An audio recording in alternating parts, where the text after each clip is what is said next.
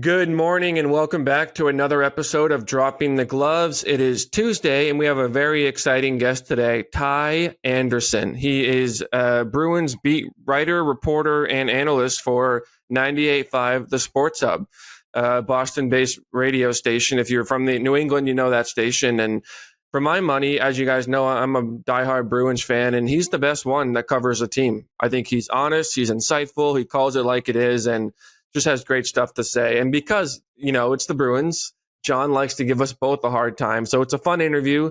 Learned a lot and have lots to be excited about and lots to be nervous about if you're a Bruins fan. So check this out. But before we get into that, I want to say that this episode, like all episodes, are brought to you by Bet365, the proud partner of Dropping the Gloves. Open an account with Bet365 today and bet on a huge range of sports and a huge range of markets. So whatever the sport, whatever the moment, it's never ordinary at Bet365. Use code HOCKEYCA. No matter where you are, that code is HOCKEYCA. Without further ado, here's Ty Anderson. Good morning, everybody. Thank you for joining us. Another episode of Dropping the Gloves. Tim's here. My buddy Ty Anderson is here joining us today from the Sports Hub 98.5. He's a big Bruins guy, so Tim's he's just all excited. These two guys have been giggling back and forth like little schoolgirls before we hit record. They just love it. And the Bruins, the best.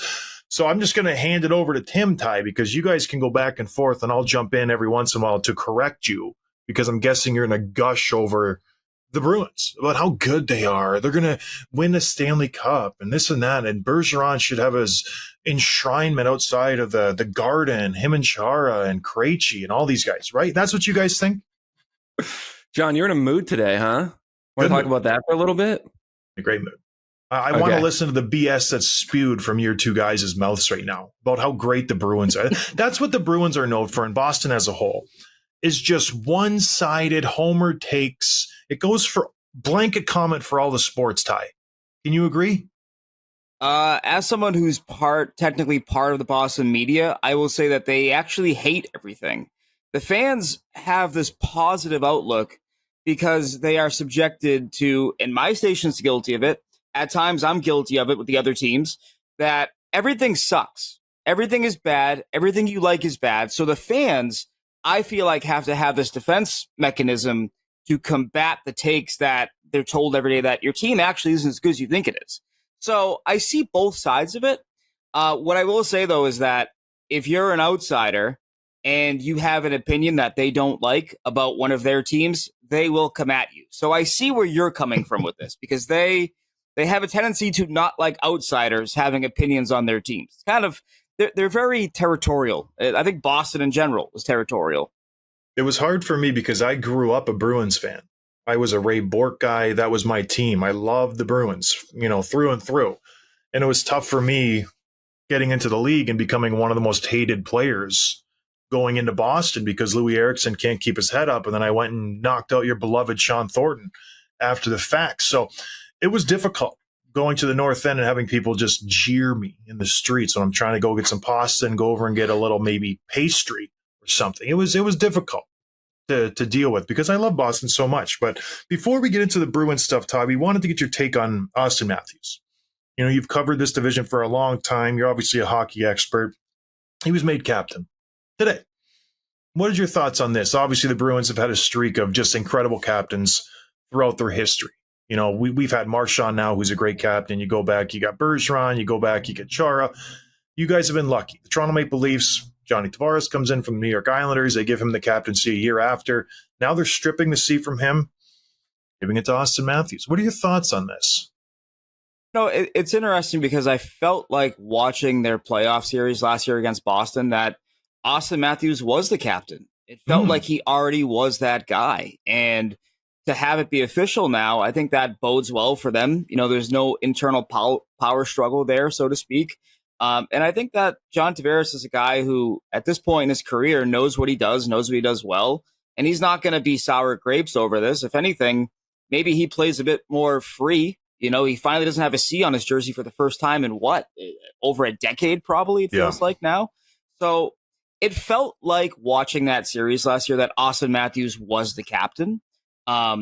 Emotionally, on the ice, just a guy who, in my opinion, continues to get better and better every year as a complete player. And I think, to your point, talking about this division, I think you have to be a complete center in this division. You look at Barkov, you look at Bennett, even you got to be a do-it-all center, I think, to emerge this division.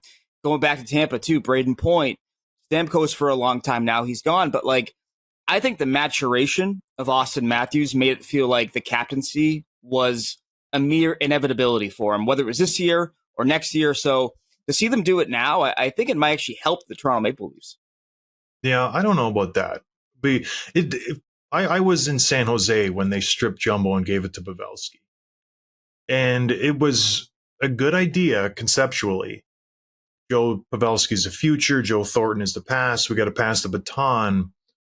There's a lot of inner workings in the locker room where players maybe still see John Tavares as the captain. If things go south early on, is there going to be finger pointings, maybe question marks? Did we do the right thing? It's a lot, especially in a place like Toronto. It's the same in Boston. A lot of pressure that goes along with wearing the C. And luckily in Boston, like I said, you've had some good guys who could shoulder the weight. Do you honestly think Auston Matthews is that guy? You know what I mean? Because it's a big deal. You're the captain of the Toronto Maple Leafs. Yeah, I don't know if that he's the guy, but I don't know if Tavares is the guy. He feels too mild-mannered for me.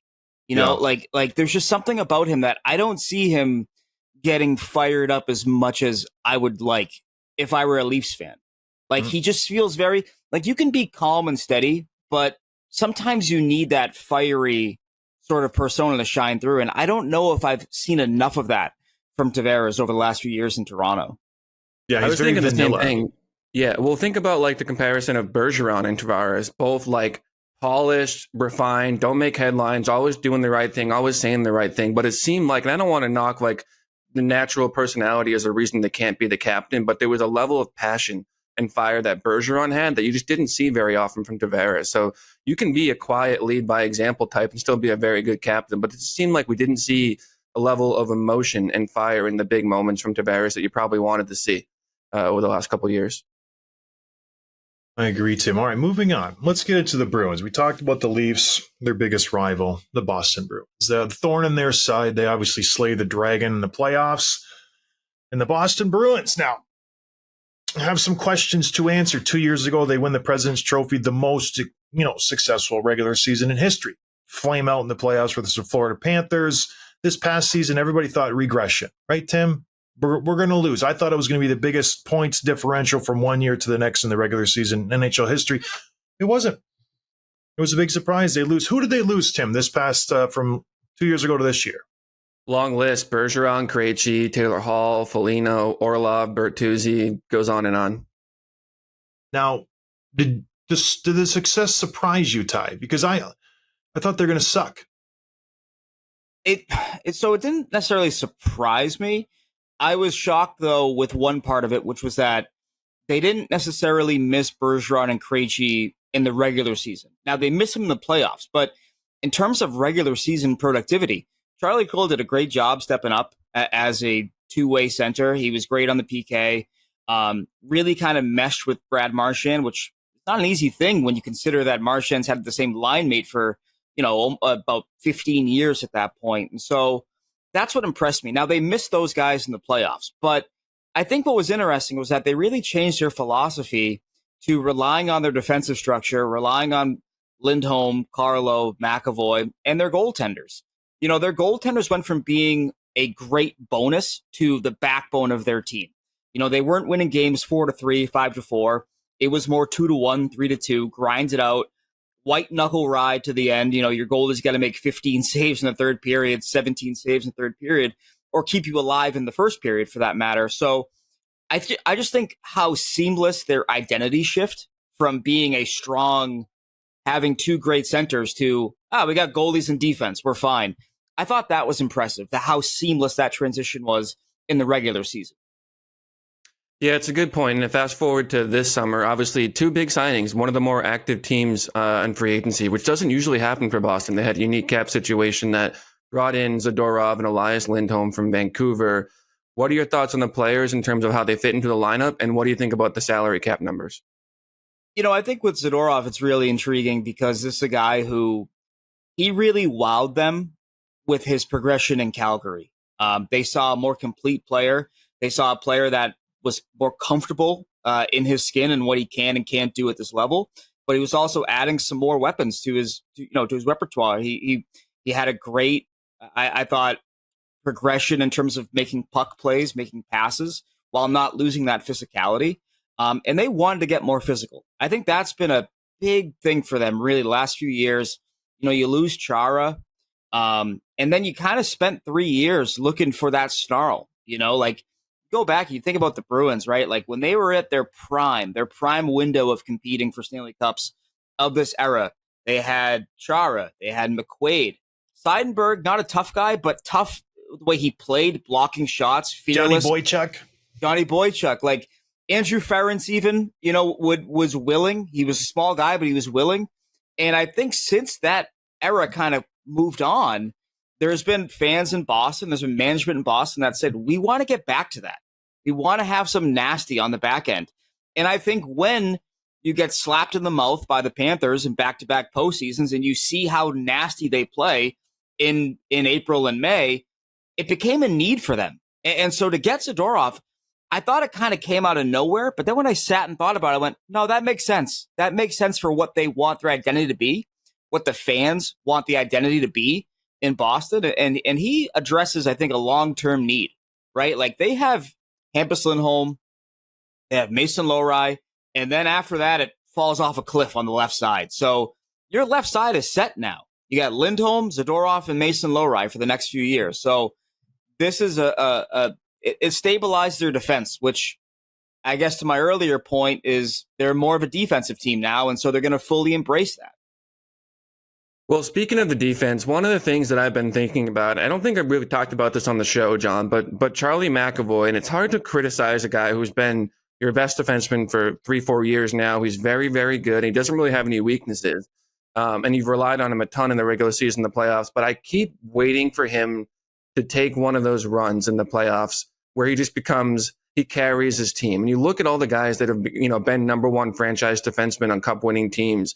Like, I know he's not Duncan Keith. I know he's not Chris Letang, but you look at what a lot of these guys have done and just take it to another level. And you haven't seen that yet from McAvoy, where you think, okay, he is dragging his team past where they should be because of the minutes that he's logging, because of the way that he's playing, because of the style that he's playing.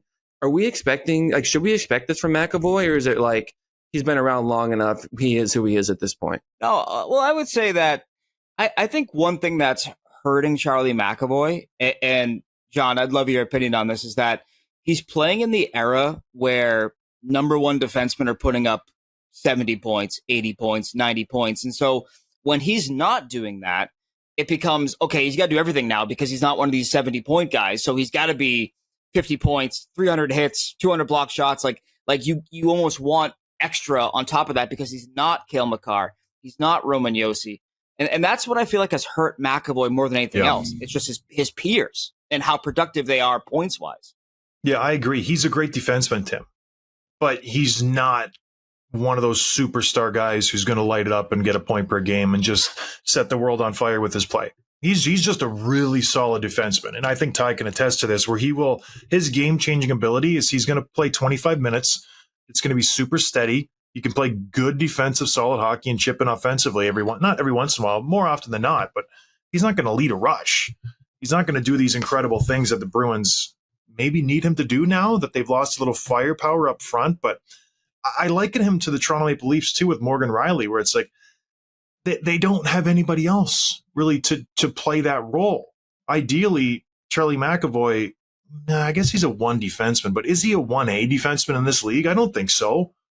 But he's pretty darn close. And I think everybody in Boston just wants him to be that guy because that's the prototypical defenseman nowadays, like Ty was just saying. Get in the rush, get in the offensive zone, be going around behind the net, be that dynamic player. And I don't think Charlie's that guy. And the other part of it, too, is that, I just think that it's never easy to be a number one defenseman in Boston. Especially you look at the lineage here.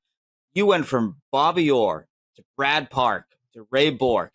You had a slight breather there for 3 or 4 years, 5 years, and then you had Chara. to be a number one defenseman in Boston has meant pure excellence for basically half a century now. And so that weighs heavily, I think, on any number one defenseman in Boston. It's like being the ace pitcher on the New York Yankees. It's like, you know how many guys have been the ace pitcher on the Yankees? You better be damn good. And so I think that's kind of also played into the fans' expectations of Charlie McAvoy negatively. But, you know, John, to your point, I think that the Bruins are trying to now put guys around him that may allow him to be more of that activating, making some plays, taking some chances. Like, they're probably going to begin the year with Nikita Zadorov as his partner. Yeah. And that's going to give him a bit more freedom than, say, Matt Grzelcyk did. You know, a 5'9" guy to a 6'7" guy. You're going to have more room to operate, more room to take some chances. They utilized Hampus Lindholm in a more defensive role a year ago. I think that's going to change. But, like, I think that to get the best out of him, you may have to take a little bit off his plate. Like, does he have to run the top power play and be in the top PK, or can he just do one of those things? Like, I think they're going to try to ease back a little bit, you know, to your point, to take a little bit off his plate, knowing it might be too much. Well, what's the ceiling there? Because his career high in points is 56, which is good, but it was 3 years ago now, and last year he gets 47, so he's just consistently, you know, in that 50-point range the last 3 years. What's his ceiling? Can we see him in the Norris Trophy range of 60, 70-plus points? I think 60 is probably the ceiling because of what you mentioned earlier, like the hard minutes, the 25 a night, like going against other teams' top players some nights. You know, like when they play the Oilers or they play the Maple Leafs, he's getting the McDavid or the Matthews assignment. That's not going to open up for a lot of production point-wise unless, you know, he makes good on the power play. And I don't think he's a natural power play quarterback. I think he does a lot of things well, but I don't think he's a natural power play quarterback like Torrey Krug was. And I think that unit would be better served having a lefty defenseman feeding David Pastrnak one-timers. I think that's where they've always been at their best on that power play. So I think you ease back on that. That's going to hurt the points, but does it help the overall impact at 5-on-5? But I think 60 points is probably his ceiling. Yeah, I agree. Let's stick. Oh, go ahead, Tim. Well, I want to talk about the goaltending, and starting with the Ullmark trade, Ty. I mean, this is one that I think Bruins fans were hoping for this massive return. He comes off the trophy. He's playing well. Everything's looking good. And he's under contract. You're going to get a massive return for him, and you don't, right? You bring in Korpisalo, who was maybe the worst goaltender in the league last year. A little bit of cap money, but not much. Maybe $1 million saved. How do you convince Bruins fans that this wasn't a terrible deal? It was all about getting back into the first round. They hadn't made a first-round pick since 2021. Fabian Lysell, you talk to people in the organization and people around the organization, very polarizing player. So is he going to be a bust? Is he going to hit? We don't know yet. But it's now been 3 years since he was drafted in the first round. That was their last first-round pick before getting back in and taking Dean Letourneau this year. So I think it was about getting back into that round. They clearly liked a player, and they got the player they wanted. But what I hate about this trade, guys, is I hated taking on the Korpisalo contract. There's this idea in Boston that goaltending coach Bob Essensa is a miracle worker. He can make anybody good.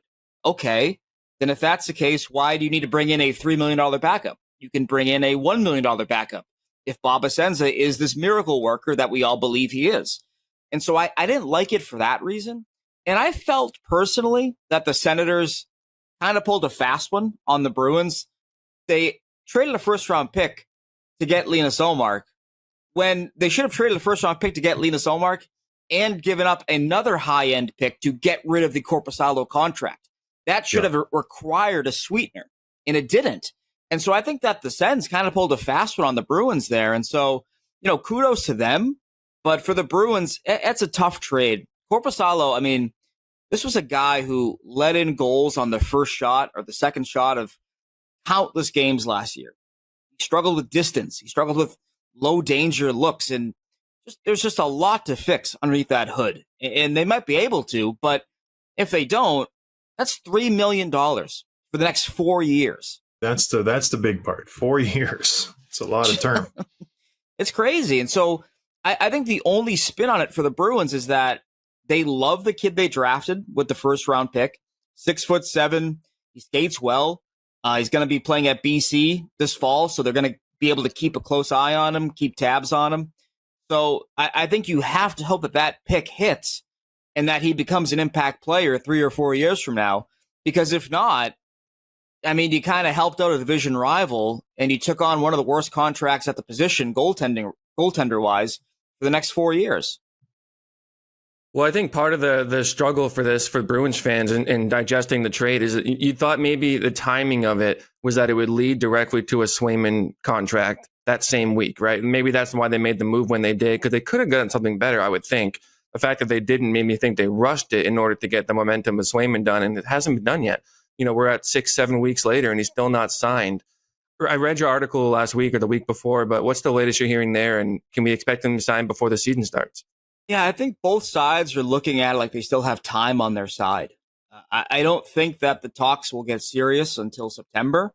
I'd love to be wrong here, but it's kind of a stare down right now. One side is saying we're worth X. Other side is saying you're worth Z.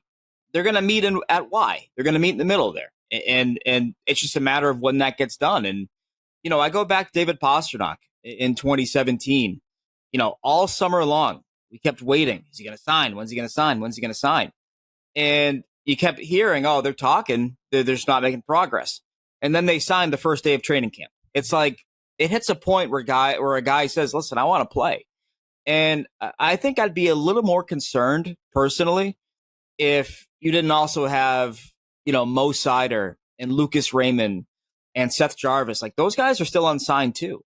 And they're key parts of their respective organizations. And so I look at it that way and say that you just have a stare down right now.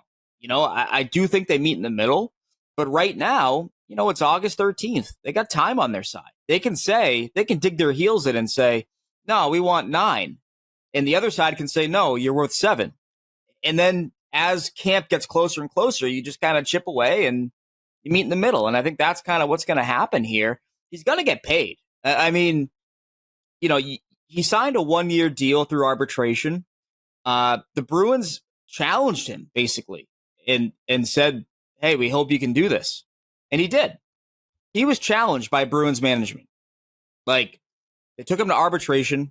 They said, hey, if you deliver, we'll pay you. He delivered. He had a .933 in the playoffs. He was excellent for them. You got to pay that guy. And so it's just a matter of where they land on that. Yeah, it's an interesting kind of thing that I think that's happening with hockey players, especially young hockey players, where they're trying to assert their value to the organization. You would not see this 10 years ago with players holding out and negotiating this hard. I think they're taking the card from the football players, the baseball players a little bit, the basketball players, where you see those guys, they're controlling the negotiations. They're holding out. They're saying, we won't play. If you're not going to pay me a fair wage, I just won't play. I won't show up to, you know, the training camps and this and that. And I think hockey players are a little slow on the uptick here, where now you're starting to see guys say, I'm not going to do it. You're seeing with the draft picks, the Rutger McGroartys and the Gauthiers saying, I'm not going to play for your franchise. I don't want to be there. You can trade me. And I think this is happening with Jarvis and Mo Seider and Raymond, and now with Jeremy Swayman, where I have a little bit of leverage. You traded Linus Ullmark. You're not going to play Korpisalo. You crazy? I hold all the cards. I'm a young stud. I know my value. And he is pissed off, like you said, Ty. We had him on the show a couple of years ago after the arbitration thing. He wasn't happy. It hurt him, what went down in that room. So I think you're going to see him hold out maybe a little bit longer than expected, because this is his chance to sign his big ticket. And he's not going to mess it up.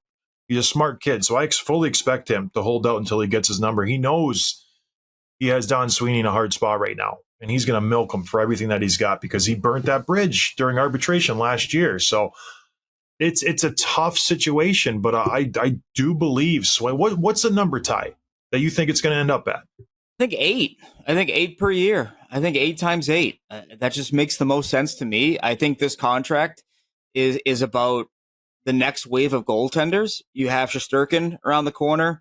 You have Ottinger around the corner, assuming Spencer Knight can be the guy that we think he can be. He needs a new contract soon as well. And so I think if you're in Jeremy Swayman's camp, you're saying we can't sign a contract that by the 3rd year looks like a joke. Looks like we're criminally underpaid market value wise. And I go back to 2013. Tuukka Rask had a 1-year prove-it deal. He was the best goalie in the playoffs. They didn't win the Stanley Cup, but he was sensational for all 4 rounds. And he got paid. He got $7 million a year times 8 years.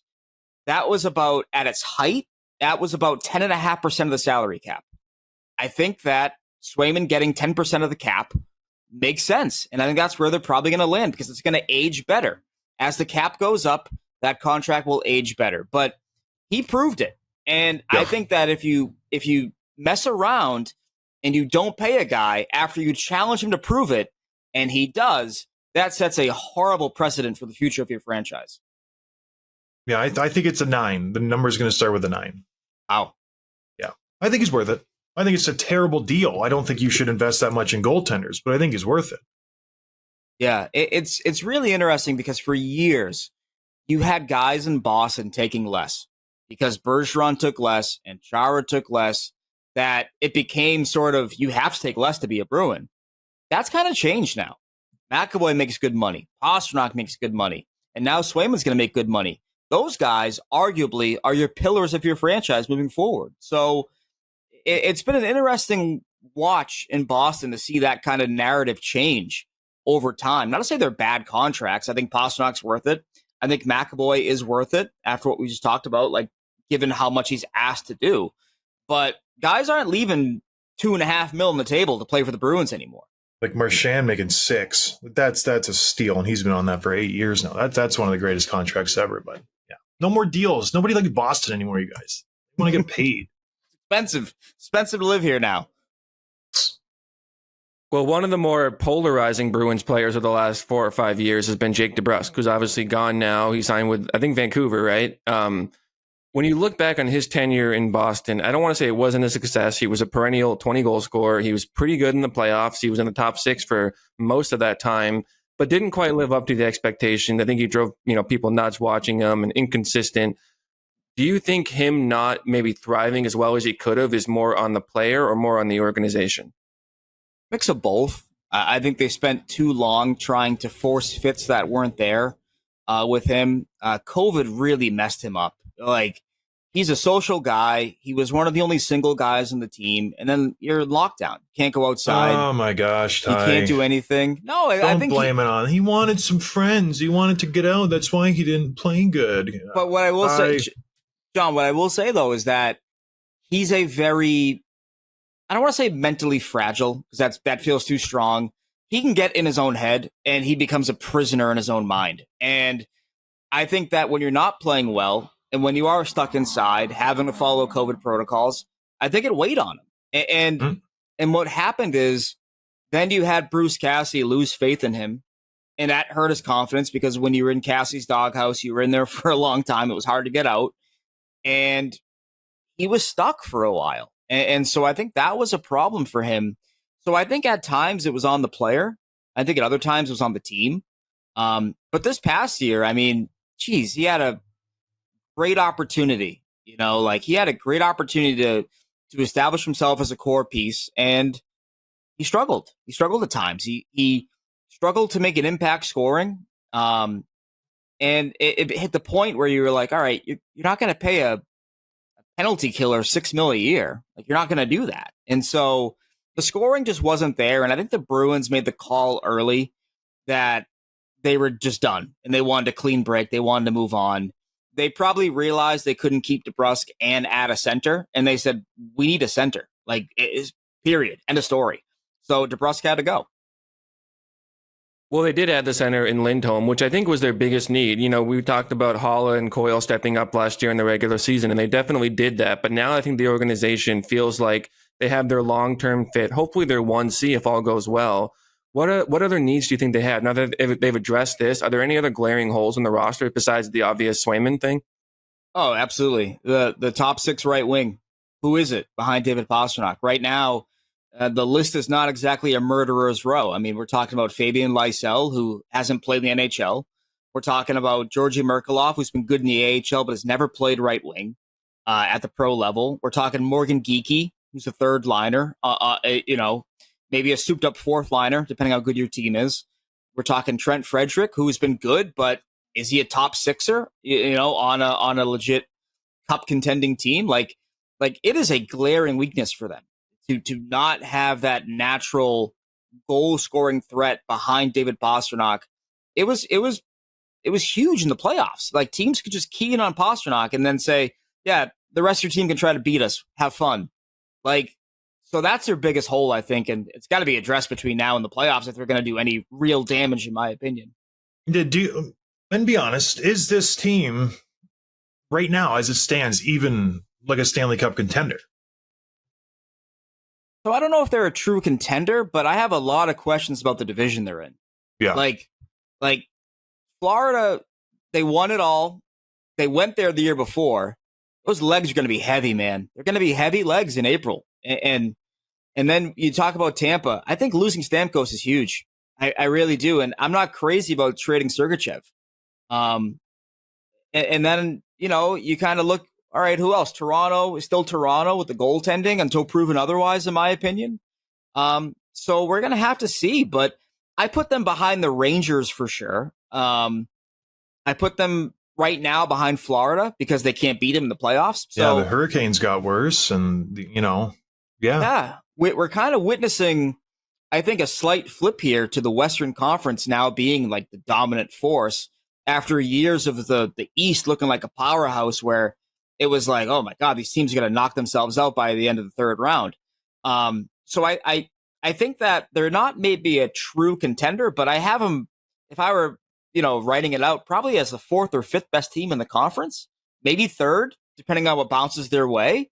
So I just think the uncertainty of the Eastern Conference as a whole gives them a puncher's chance more so than usual.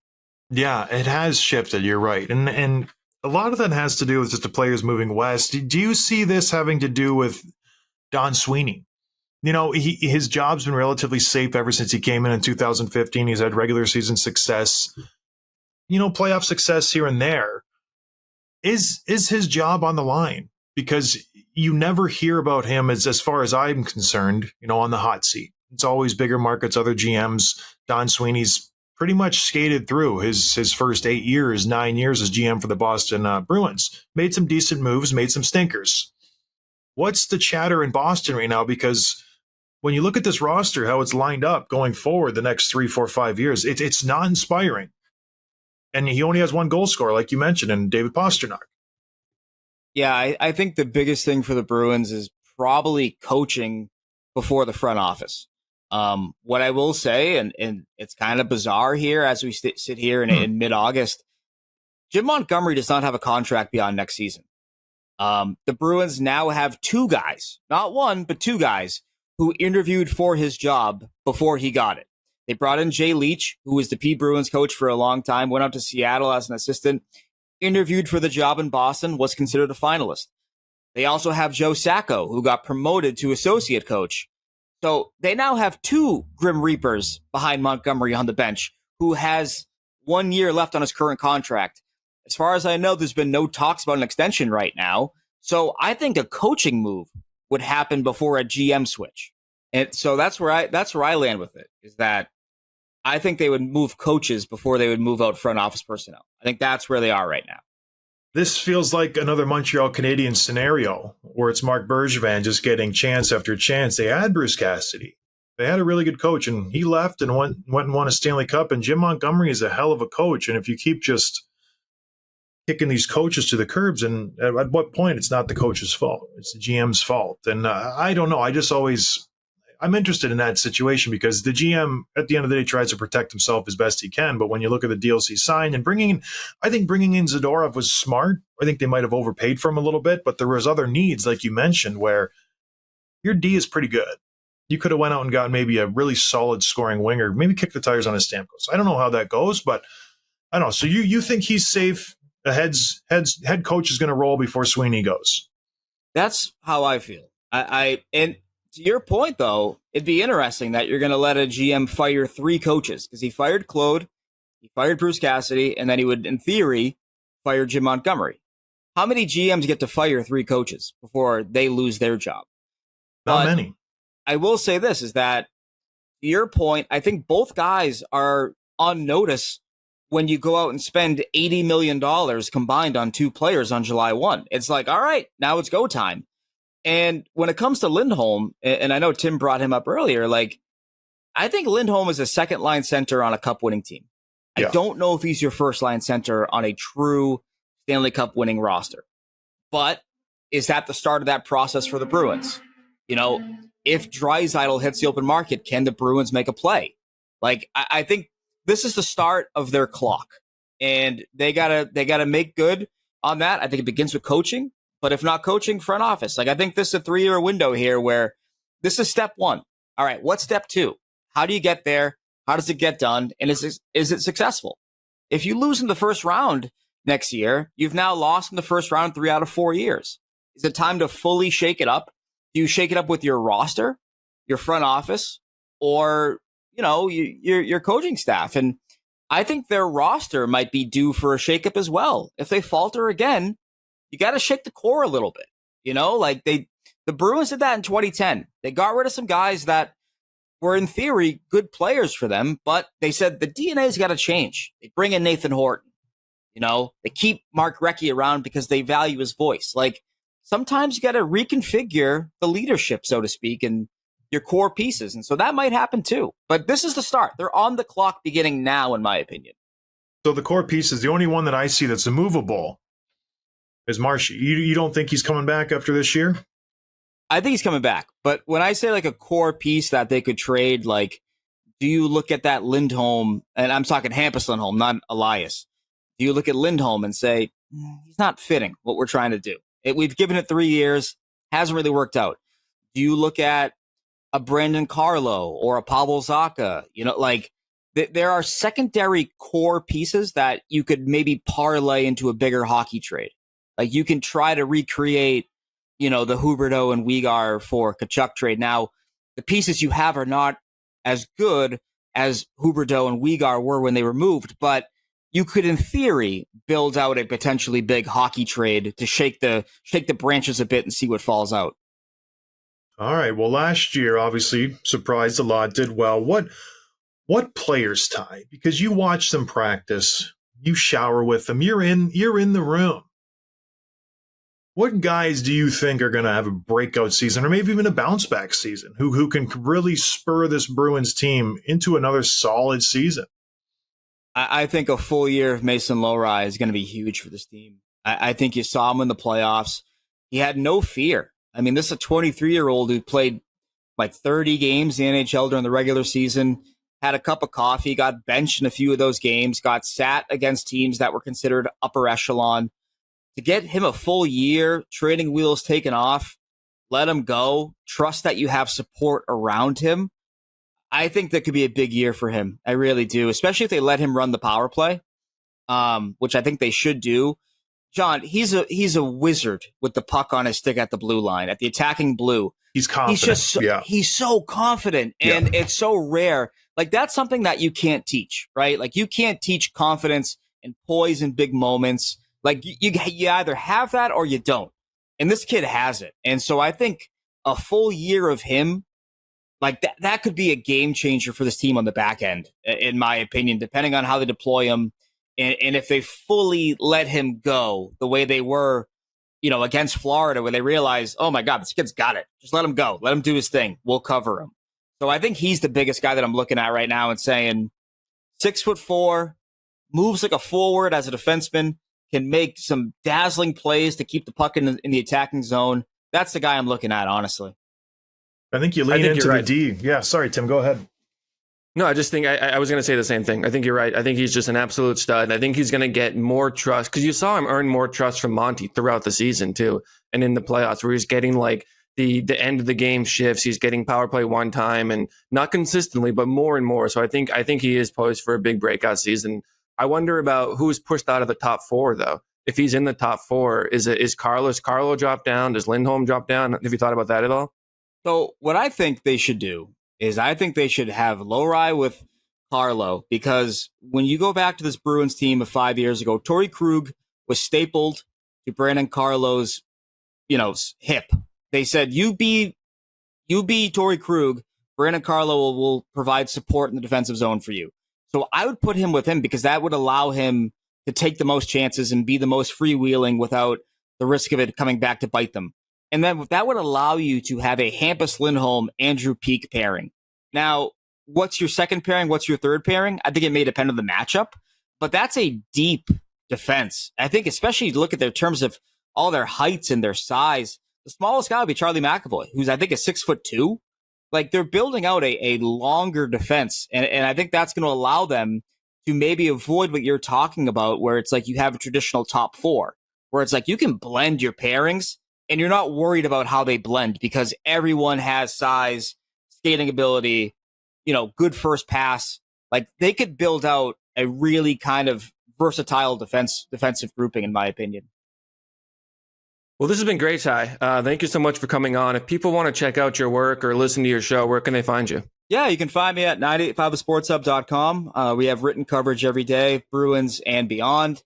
You can also find me on X at _Ty Anderson. Radio, this is kind of the offseason for me, so I'm just kind of chilling. But during the hockey season, you can hear me on Saturday mornings, the 985 The Sports Hub hockey show. We have some great guests. We sometimes even talk to Bruins GM Don Sweeney on there. So always a good listen. That's great. John, anything else from you? No, this was very enlightening.